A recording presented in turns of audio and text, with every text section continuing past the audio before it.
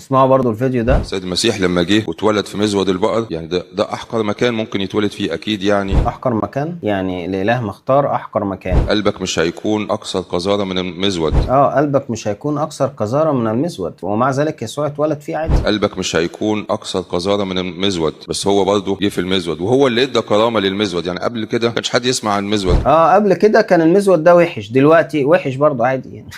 ايه الكرامه اللي خدها المزود يعني ايه الكرامه اللي خدها المزود؟ مش فاهم. عادي مزود، زريبه برضه، زريبه يعني زريبه بقر وبهايم يعني مصر. وهو اللي ادى كرامه للمزود. يعني قبل كده ما كانش حد يسمع عن المزود، كان الناس لما تعدي جنب مزود بقر يا تغير مسارها يا تسد مناخيرها. الناس لما بتعدي من عند مزود بقر، لا عادي بنعدي، ايه المشكله؟ مش فاهم يعني. هو ايه اللي انتوا بتقولوا؟ انتوا بتهبدوا اي هبد. وبعدين انت الاله عندك مش لاقي مكان يتولد فيه الا مكان قذر، على كلامك انت اللي قلته، والله مش انا. هو مش ممكن الاله يعبر لنا عن محبته يعني بدون يعني كل ده؟ مثلا يعني عبر لنا عن محبتك واحنا هنحبك والله، بس اللي يعني هو المشكلة إيه؟ نشوفها مش نفسك. بالمغفرة، نشوفها بالرحمة، مش بإله ميت ينزل يتضرب على قفاه. والنص عندكم حتى بيقول الذي لم يشفق على ابنه بل بذله لأجله، يعني لم يشفق على ابنه.